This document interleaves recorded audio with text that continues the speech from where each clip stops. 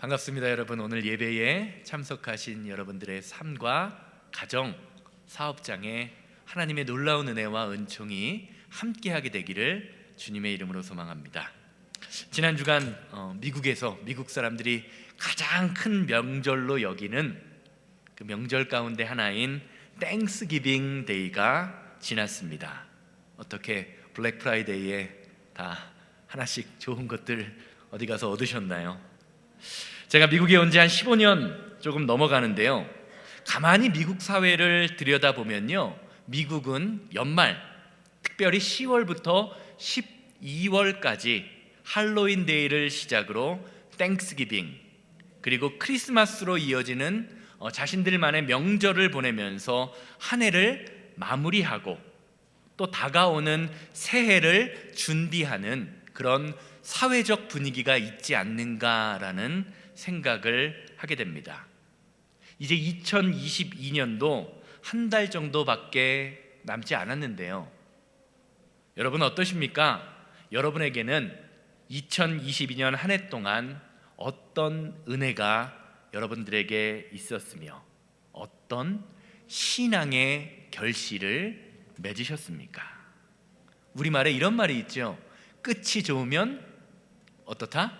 모든 것이 좋은 것이다 라는 말이 있는데요, 한 달 남짓 남은 2022년 남은 시간 주님의 은혜와 능력으로 잘 마무리하심으로 감사와 기쁨으로 2022년이요 참 좋았다, 참 행복했던 한 해였다라고 기억되시는 우리 성도님들 되시기를 주님의 이름으로 소망합니다.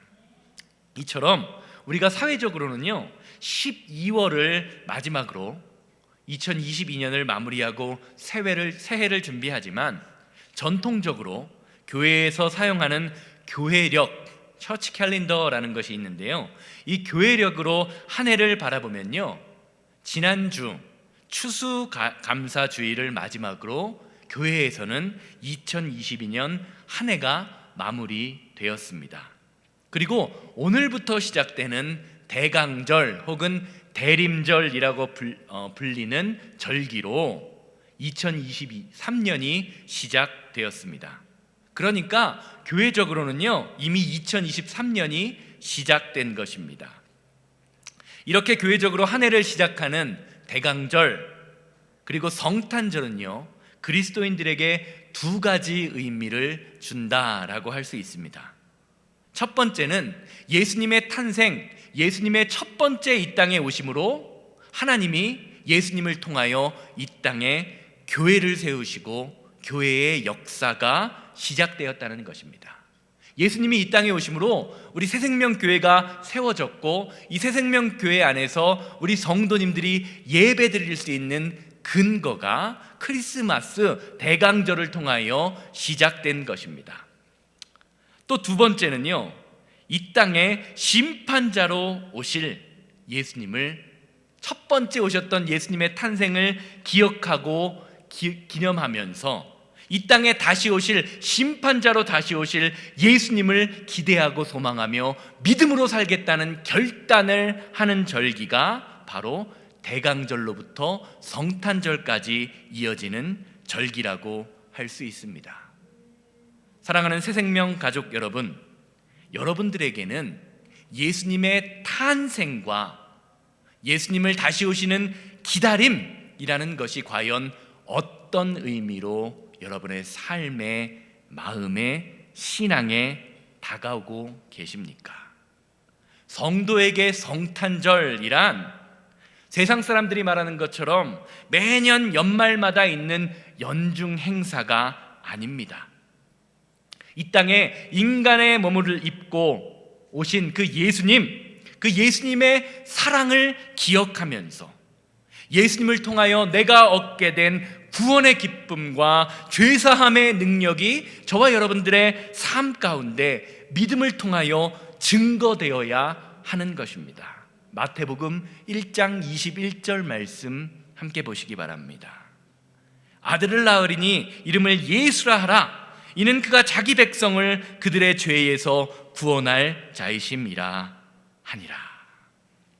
성경이 말하는 것처럼요, 예수님이 이 땅에 오신 이유는요, 자기 백성들, 저와 여러분들 같은 성도의 죄를 사하여 주시고 그 죄에서 구원하기 위함이십니다. 이런 점에서 예수님의 오심을 준비하는 대강절로부터 이어지는 이 성탄절의 절기는요, 지난 한 해를 돌아보며 우리 교회와 성도님들의 허물과 모든 잘못과 죄를 주님 앞에 온전히 내어드리는 회개의 역사가 풍성하게 일어나는 절기가 되어야 하는 것입니다.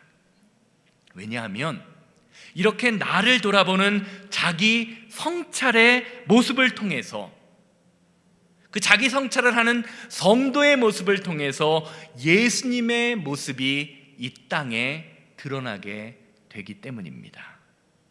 이제 한 달 남짓 남은 2022년, 올해를 잘 마무리해야 하는 이때에 이 땅에 오셔서 저와 여러분들에게 구원의 기쁨을 허락하시고 또 이 땅에 심판주로 다시 오실 예수님을 소망하고 기대하면서 오늘 우리가 살아가는 이 시간, 하루하루의 삶을 믿음으로, 말씀으로, 성령 충만함으로 승리하시는 여러분들 되시기를 주님의 이름으로 소망합니다. 승리가 있어야 합니다. 이런 의미에서 저는 지난 한 주간 감사절을 보내면서 어떻게 하면 2022년을 잘 마무리하며 예수님을 닮아가는 삶을 살 수 있을까라는 생각을 하면서 우리 교회와 성도님들의 삶에 예수님의 모습이 나타나기 위해서 구체적으로 필요한 것이 과연 무엇일까? 올 한 해 어떻게 마무리하고 어떻게 정리하는 것이 하나님이 기뻐하시는 모습일까라는 것을 생각하면서 묵상해 보았습니다. 그 묵상 가운데 주님께서 저에게 주신 말씀이 바로 오늘 우리가 함께 읽은 골로새서 3장의 말씀입니다. 3장 12절 말씀 함께 보십니다. 3장 12절. 그러므로 너희는 하나님이 택하시고 택하사 거룩하고 사랑받는 자처럼 긍휼과 자비와 겸손과 온유함과 오래 참음을 옷 입고. 옆에 사람 한번 보시기 바랍니다. 옆에 사람이 어떤 옷을 입고 있습니까? 여러분 지금 어떤 옷을 입고 계십니까? 그리고 그 옷을 입을 때 어떤 마음으로 그 옷을 선택하여 입으셨습니까? 사람은요, 직업과 그 역할과 장소에 따라서 옷이 달라집니다. 그라운드에서 뛰는 운동선수는요, 운동복을 입어야 합니다. 또 같은 운동선수라도요, 축구선수는 축구복을, 야구선수는요, 야구복을 입고 뛰어야 합니다. 스포츠 경기에서 정해진 규칙에 따라서 복장, 옷을 입지 않으면요, 그 선수는요, 그 옷을 정해진 규칙에 따라 고치기 전까지 게임에 들어가서 뛸 수가 없습니다. 지금 카타르에서 월드컵이 한창 진행되고 있어서 축구 좋아하시는 분들은 아마 월드컵 많이 보고 계실 텐데요. 2002년 월드컵 기억하시는지 모르겠어요. 그때 이천수라는 선수가요, 게임에 교체되어서 그라운드에 들어가려고 할 때에 교체를 담당하는 심판이요, 이천수 선수를 게임에 들어가지 못하게 제지했습니다. 막았습니다. 왜 그런지 아십니까? 기억하시는 분 혹시 계시나요? 나중에 이천수 선수가요, 유튜브를 하면서 그런 얘기를 하더라고요. 자기가 게임에 들어가려고 할 때에 목에 걸려있는 목걸이를 심판이 보고 목걸이 때문에 들어가지 못하게 했다. 금목걸이가 선수 본인에게는요, 멋을 부리거나 행운을 가져다주는 상징이 되었을지 모릅니다.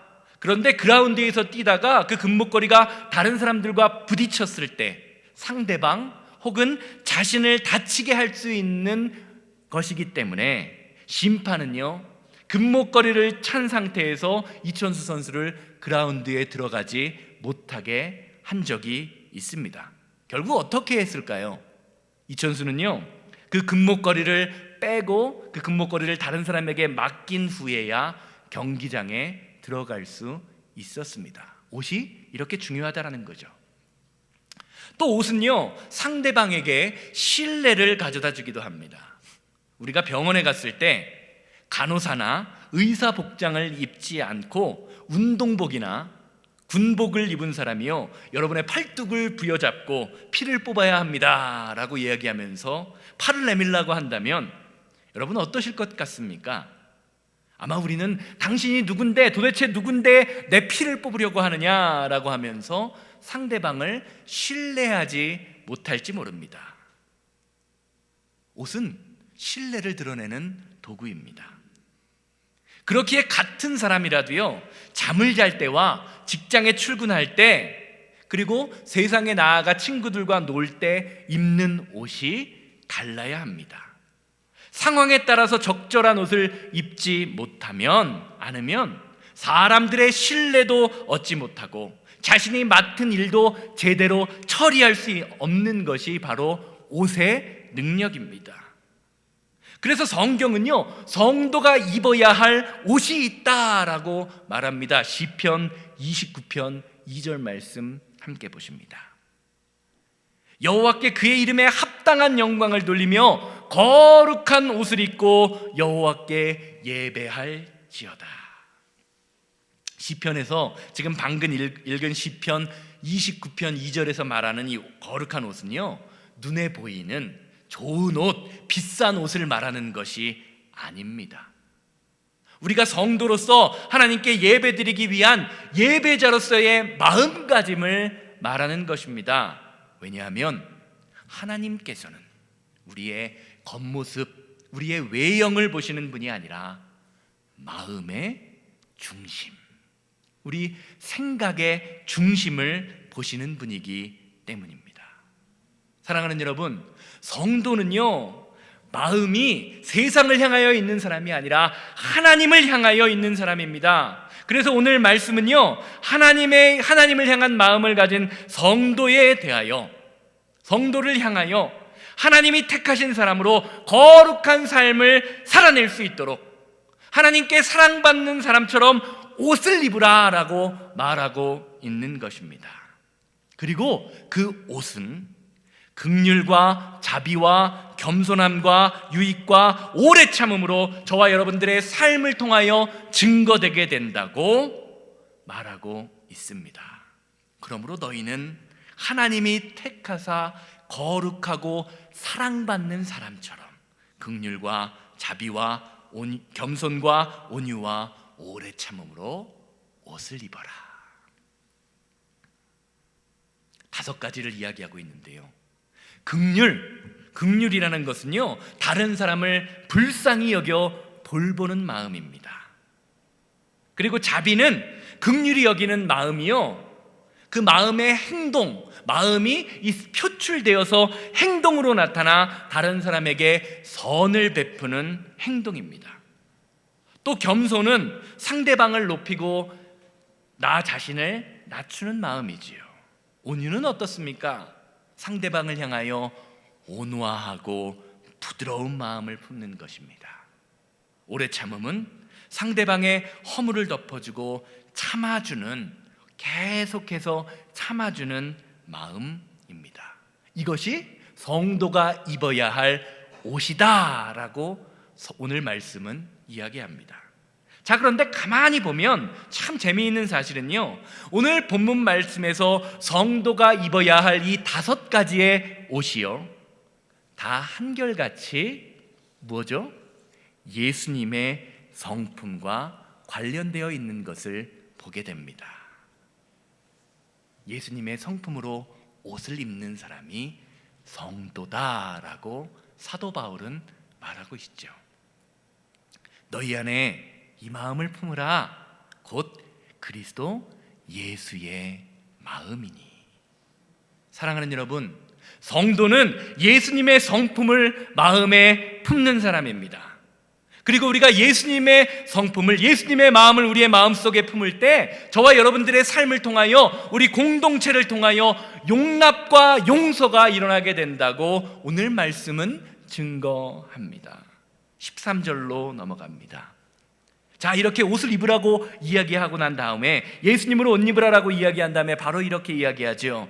누가 누구에게 불만이 있거든 서로 용납하여 피차 용서하되 주께서 너희를 용서하신 것 같이 너희도 그리하고. 오늘 본문 말씀은요, 예수님의 성품으로 마음의 옷을 입은 성도 저와 여러분들을 향하여 누가 누구에게 불만이 있거든 이라는 말을 합니다. 이 말은 무슨 말입니까? 성도와 성도의 모임, 교회라는 것이요, 기본적으로 불만이 생길 수밖에 없는 환경이다라는 것을 전제하는 말입니다. 왜 그렇습니까? 사람은 다 다르기 때문입니다.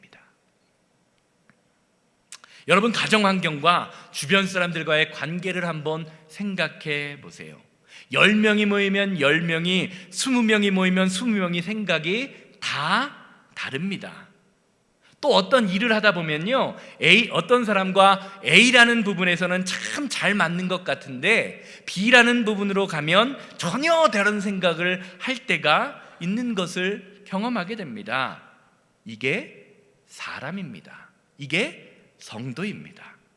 그렇기 때문에 오늘 말씀처럼 하나님의 일을 하다가도 서로가 서로에게 불만이 생기는 것은 어떻다라는 거죠? 당연하다라는 것입니다. 그런데 문제는요, 성도에게 문제는요, 불만이 생기는 것이 아니라는 거예요. 불평이 생기는 것이 아니라는 것입니다. 성도에게 진짜 문제는 불만의 상황, 불편의 상황에서 어떻게 대처하느냐가 진짜 중요하다라는 것을 오늘 말씀이 말해주는 것입니다. 오늘 말씀은 우리 신앙생활에서 우리가 흔히 겪게 되는 불평의 상황, 불만의 상황 가운데에서 그것을 마음에 품지 말고 용납하고 받아들이라라고 가르칩니다. 용납이라는 단어의 헬라어 의미는요, 한 번 참는 것이 아니라 끊임없이 참다. 영어로는 long suffering이라는 의미입니다. 그러니까 용납이라는 것은요, 상대방을 이해하고 받아들인다라는 것은 한 번 참고 넘어가는 것으로 끝나는 것이 아니라 상대방을 향하여 끊임없이 참는 마음의 자세인 것입니다. 그리고 그 참음 속에는요, 아주 기나긴 고통이 있다는 것 또한 말해줍니다. 이런 점에서 상대방을 향하여 온전히 용납하기 위해서는요, 그 상대방을 판단하려고 하지 말고 상대방을 바꾸려고 하는 것이 아니라 있는 그대로의 모습을 받아들여야 합니다. 오늘 우리가 처음 예배를 준비하면서 이런 찬양 부르죠. 우리가 부르는 찬양 가운데 이런 찬양이 있죠. 내 모습 이대로 주 받아주소서. 날 위해 돌아가신 주 날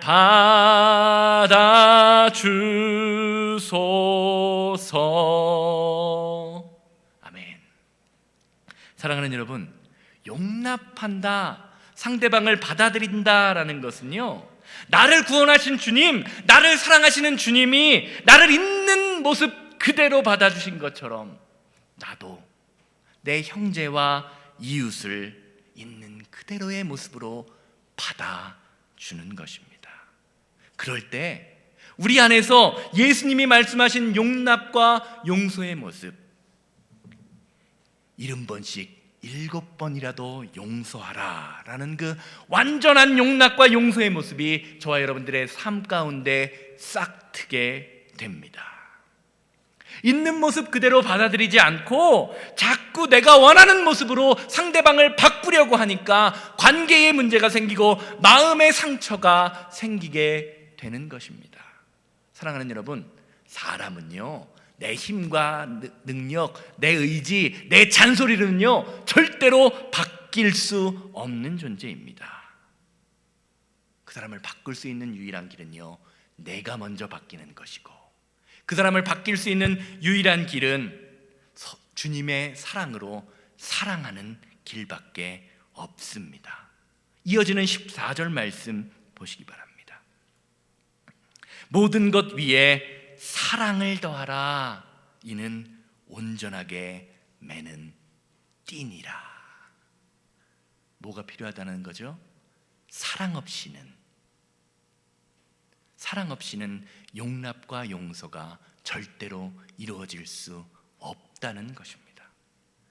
제가 결혼한 지 이제 2009년에 결혼을 했으니까 13년 조금 넘어 14년 차 되어갔습니다. 그런데 결혼을 하고 같이 살을 부대끼고 살면 살수록 느끼는 것이, 제 아내는 저 사람은 참 나와 많이 다르다라는 것입니다.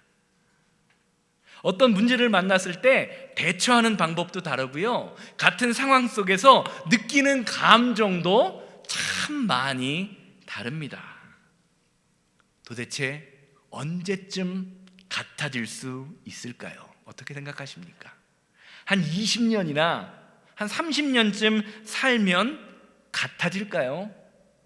제가 이것이 궁금해서 지난번 수요일 날 성경 공부할 때 함께 동거하신 지 한 50년쯤 되신다는 김근숙 권사님께 이 일에 대하여 여쭈어봤습니다. 그러니까 그 권사님이 이렇게 얘기하시더라고요. 권사님, 부부생활 몇 년이나 하셨어요? 이야기하니까 50년쯤 되셨답니다. 50년이 조금 넘으셨는데요. 권사님, 그러면 권사님이 신앙생활 하면서, 부부생활 하시면서 장로님을 보면 어떤 마음이 드시나요? 라고 물어봤더니요, 그 권사님이 이렇게 이야기하시더라고요.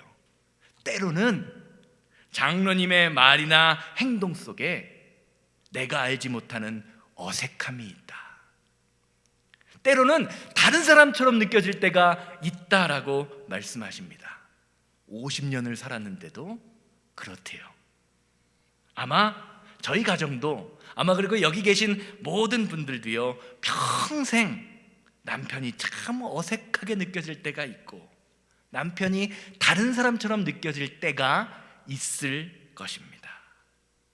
사랑하는 여러분, 동상이몽이라는 말이 있는 것처럼요, 평생을 같이 살아도요 어색한 것이 인간입니다. 그게 저와 여러분들의 모습이라는 거예요. 그렇기 때문에 저와 여러분들에게 필요한 것은요, 너는 왜 이렇게 나랑 다르냐 라면서 다른 사람을 정죄하는 모습, 정죄하는 마음이 아니라, 그렇게 생각할 수도 있구나, 이런 상황에서 당신은 이런 감정이 드는구나 라는 것을 깨달으며 용납하고 공감하는 능력이 필요합니다. 그리고 이런 용납함은요, 공감하는 능력은요, 상대방을 사랑하는 마음에서 시작한다고 오늘 본문 말씀이 말하는 것입니다.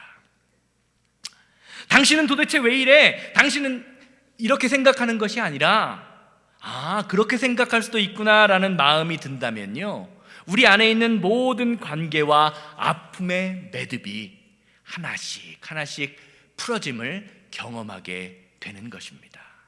아니, 어떻게 사람이 그럴 수 있냐고요? 네, 사람이니까 그럴 수 있습니다.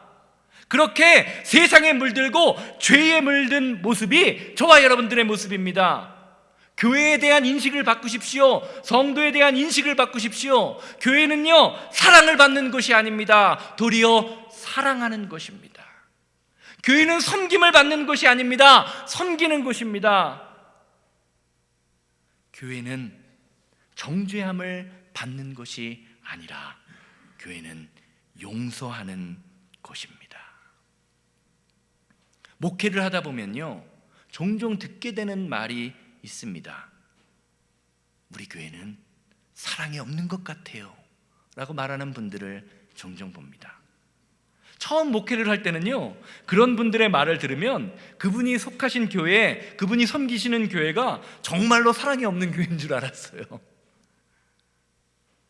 그런데 목회 경력이 조금씩 쌓여가면서 그런 분들을 상대하다 보니까요, 그분이 섬기는 교회에 사랑이 없는 것이 아니라 도리어 그분 안에 사랑이 없는 것이었음을 보는 눈이 생겼습니다. 사랑하는 여러분, 여러분은 우리 교회 안에 오늘 본문 말씀이 말하는 그리스도로 옷 입는 긍휼과 자비와 겸손과 온유와 오래 참음의 모습이 우리 교회 가운데 있다고 생각하십니까? 우리 교회는 이러한 것들이 있는 교회입니까? 어떠십니까? 어떠세요? 아무도 대답이 없으신데 1번, 우리 교회는 그런 모습이 있는 교회다. 2번, 우리 교회는 그런 모습이 없는 교회 같다. 한번 손을 들어볼까요? 어떠십니까? 그렇다면 나 자신을 한번 돌아보시기 바랍니다. 여러분은 우리 교회와 성도님을 향하여 얼마나 많은 긍휼과 자비, 겸손과 온유와 오래 참음의 모습을 보이면서 신앙생활을 하고 계십니까? 신앙생활, 예수님을 믿는다라는 것은요, 우리들의 말과 행동과 생각이 예수님의 말과 행동으로 바뀌는 것입니다. 오늘 본문 말씀 마지막이 그렇게 증거합니다. 17절 함께 보시기 바랍니다. 또 무엇을 하든지 말에나 일에나 다 주 예수의 이름으로 하고 그를 힘입어 아버지 하나님께 감사하라. 사실 가만히 보면요, 우리가 살면서 관계에 문제가 생기는 이유는요, 우리의 행동 속에 예수님의 이름이 빠져있기 때문입니다. 우리가 기독교 전통 속에서 날마다 기도하실 때, 그리고 대표 기도할 때 무엇으로 마무리하죠? 예수님의 이름으로 기도합니다 라고 마무리합니다. 왜 그럴까요? 예수님의 이름에 힘과 능력과 권세가 있기 때문입니다. 그래서 성도가 예수님의 이름으로 나아가면요, 상황을 극복하게 됩니다. 예수님의 이름으로 나아가면 질병을 극복하게 됩니다. 예수님의 이름으로 나아가면 관계를 극복하는 힘을 얻게 되기 때문에 우리가 예수님의 이름으로 기도도 하고 예수님의 이름으로 능력을 베푸는 것입니다. 이것이 복음 속에 나타난 예수님의 이름의 능력입니다. 은과 금은 내게 없거니와 내게 있는 것을 내게 주노니 곧 나사렛 예수의 이름으로 일어나 걸어라. 사도행전 3장 그 베드로와 요한의 고백이요, 우리 새생명교회와 성도님들의 복음이 돼야 하는 것입니다. 삶이 되어야 합니다. 우리 교회를 통해서 긍휼과 자비, 겸손과 온유, 오래 참음의 모습이 예수님의 이름을 통하여 드러나게 돼야 한다는 것이죠. 혹시 관계 가운데 미워하는 마음이 드십니까? 예수님의 이름으로 한번 미워해 보십시오. 내가 저 사람을 예수님의 이름으로 미워하리라. 질투하는 마음이 드십니까? 예수님의 이름으로 질투해 보십시오. 내가 저 사람을 예수님의 이름으로 질투하리라. 다투시려거든, 싸우시려거든요, 예수님의 이름으로 다투십시오. 될까요? 안 될까요? 안 됩니다. 어색합니다. 왜요? 미움, 다툼, 시기, 질투와 같은 죄의 모습은요, 예수님의 성품이 아니기 때문입니다. 이러한 모습이 우리의 삶 가운데 나타나는 이유는요, 우리의 마음과 삶에 예수님이 없기 때문입니다. 그러기에 교회 안에서, 가정 안에서 예수님이 모습이 없을 때 가장 먼저 드러나는 모습은요, 나는 맞고 너는 틀리다 라는 식으로 다른 사람을 판단하며 정죄하는 모습으로, 그런 형태로 드러나게 되어 있는 것입니다. 저 한번 따라해 보세요. 예수님의 이름으로 미워하리라. 예수님의 이름으로 미워하다 보면 어떻게 되죠? 사랑으로 바뀌게 되어 있습니다, 여러분.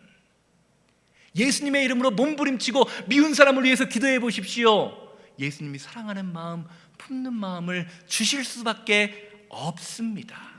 왜요? 예수님의 이름을 붙들고 사는 사람에게는요, 그 예수님의 이름을 통하여 사랑의 능력이 선포되고 나타나기 때문입니다. 사랑하는 여러분, 교회와 가정은요, 옳고 그름을 판단하는 곳이 아닙니다. 서로를 사랑하는 곳, 예수님의 이름을 드러내는 곳, 그것이 하나님이 세우신 교회이며 가정의 모습인 것입니다. 어느 날 한 가정의 아들이요, 결혼을 하기 위해서 며느리 가족과 상견례를 했다고 합니다.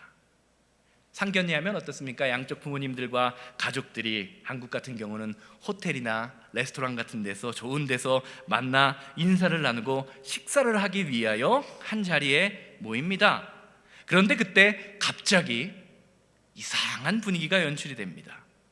시골에서 농사를 지어서 한 번도 호텔 레스토랑에 와보지 않은 며느리의 아버지와 어머니가 자신이 앞에 놓여있던 이 냅킨을 딱 접어서 머리에 쓴 것입니다. 삼각형으로 접혀 있으니까 모자인 줄 알고 머리에 쓰셨기 때문입니다. 사돈 부부가 얼마나 진지하게 모자를 쓰고 있는지 그 상황을 웃음으로 넘기기도 참 애매하고, 냅킨의 올바른 용도를 말씀드리면 사돈 어르신들이 참 무안할 것 같은 거예요. 그런 생각이 들어서 서로 다들 거기 모인 사람들이 다들 어쩔 줄 몰라 안절부절하고 있었습니다. 여러분 같으면 이 상황에서 어떻게 하시겠습니까? 1번, 그 냅킨은 머리에 쓰는 게 아닙니다 라고 이야기해 준다.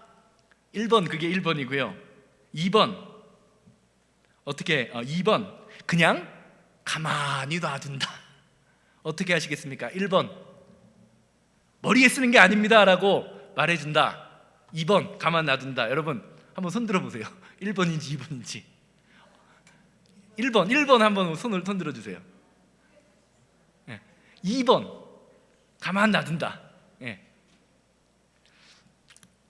이렇게 저 같으면 1번 할 것 같아요. 저 같으면 1번, 그 머리에 쓰는 게 아닙니다 라고 이야기해 줄 것 같은데, 어쨌든 상견례 자리에 모든 모인 사람들이요, 안절부절하고 있는 그때에 이 상황을 완벽하게 정리하는 일이 일어납니다. 그 상황을 지켜보던 신랑의 부모님 사돈 어르신들이요, 신부의 부모님과 똑같이 냅킨을 머리에 쓰셨습니다. 그러자 잠시 긴장했던 모든 식구들이 다 같이 머리에 식탁에 접혀있던 그 냅킨을 머리에 쓴 채 맛있게 사랑이 가득한 식사를 했다라고 하는 예화를 본 적이 있습니다. 사랑하는 여러분, 상대방의 있는 모습 그대로를 받아들이는 것, 이것이 용납이에요. 예수님의 이름으로 행하는 것은요, 나와 다른 생각을 가진 사람에 대하여 옳고 그름을 알려주며 판단하는 것이 아닙니다. 물론 신앙적으로 잘못된 것은 지적해줘야 합니다. 가르쳐야 합니다. 그러나 신앙 이외의 것, 구원과 복음과 상관없는 것이라면 용납하고 받아들여야 합니다. 하나님께서 옳고 그름의 잣대로 저와 여러분들의 삶을 판단하고 저와 여러분들의 신앙을 판단하신다면, 지금 이 시간 저와 여러분들 가운데 누구도 떳떳하게 주님 앞에 나와 예배할 수 있는 사람이 하나도 없음을 우리는 기억해야 합니다. 상대방을 향한 신뢰, 믿음이라는 것은요, 다른 사람을 정죄하고 인정할 때가 아니라 나의 약함을 드러내고 나의 허물을 드러낼 때 생기게 됩니다. 결론적으로 말씀드리겠습니다. 많은 사람들이요, 교회에서 열심을 내다가 상처를 받습니다. 올 한 해 2022년 가운데에도요, 신앙생활 하시면서 교회에서 일을 하시면서 상처를 받으신 분들이 우리 교회 가운데에도 아마 없을 것 같아요. 그렇죠? 우리 교회는 그런 분들이 없을 것 같은데 있을지 모릅니다. 가만히 보면요, 열심을 내지 않으면 상처받을 일도 없습니다. 그래서 목회를 하다가 어떤 분이요, 갑자기 열심을 내서 신앙생활을 하다 보면요, 제 담임 목사로서 이런 생각이 들어요. 저렇게 열심히 하다가 상처받으시면 어떡하지? 왜요? 다 내 마음 같지 않기 때문에 그래요. 사실 많은 사람들이요, 그렇게 얻은 마음의 상처 때문에 그 상처를 극복하지 못하고 교회나 하나님을 떠나게 되는 경우도 보게 됩니다. 특별히 우리처럼 작은 동네 이민교회에서 살다 보면요, 이 동네에 있는 이민교회를 다 두루두루 다녀보신 가운데 돌아다니시면서 상처를 받은 분이 참 많이 있는 것을 보게 되죠. 또 사회적으로 보면요, 코로나 이후에 교회는 가지 않고 사람들과 부딪히지 않고 설교만 듣겠다 하는 그 플로팅 크리스찬, 교회는 속하지 않고 사람들과 부딪히지 않고 그냥 혼자 앉아서 집에 앉아서 예배를 드리겠다 하는 사람들의 퍼센트가 38%, 10명 중에 4명이 지금 그런 한국에서 그런 신앙생활을 하고 있다라고 합니다. 그들의 마음속에는요, 사람들과 부딪히기 싫은 마음이 있는 것입니다. 그런데 오늘 말씀은요, 이렇게 상처를 품을 수밖에 없는 저와 여러분들의 그 연약한 심령을 향하여 하나님께서는 이렇게 말해주고 계십니다. 누가 누구에게 불만이 있거든 서로 용납해라. 여러분, 목사에게 불만이 있으십니까? 장로님이나 속장님에게 불만이 있으십니까? 용납하는 교회가 하나님이 원하시는 교회라는 것입니다. 주께서 너희를 용서하신 것 같이 너희도 그렇게 용납하고 용서하고 그 위에 사랑으로 하라라고 말해주고 있습니다. 사랑하는 여러분, 그리스도인은요, 불만이 생기는 것이 불편해서 또는 다툼과 마찰이 생기는 것이 두려워서 관계를 거부하는 사람이 아닙니다. 비록 불만과 마찰이 있을지라도 그것을 예수 그리스도의 이름으로, 예수 그리스도의 사랑으로 극복하는 사람, 그 사람이 성도입니다. 여러분, 우리 새생명교회가 푸근한 교회, 용납과 용서가 넘치는 교회가 되기를 원하십니까? 그러면요, 나부터 먼저 푸근한 사람, 나부터 먼저 용납과 용서의 사람이 되시기를 주님의 이름으로 소망합니다. 그 용납이, 그 용서가, 그 사랑이요, 저와 여러분들을 변화시키고 우리 교회를 변화시키고 우리 가정을 변화시켜서 보기만 해도 푸근한 성도, 만나기만 해도 행복한 성도, 교회에 오기만 해도 사랑함을 느끼는 교회의 모습으로 이 시간 우리 교회를, 그리고 성도님들을 변화시킬 것입니다. 이것이 2022년을 마무리하며 우리 안에 품어야 할 예수님의 마음입니다. 다 같이 기도하시겠습니다.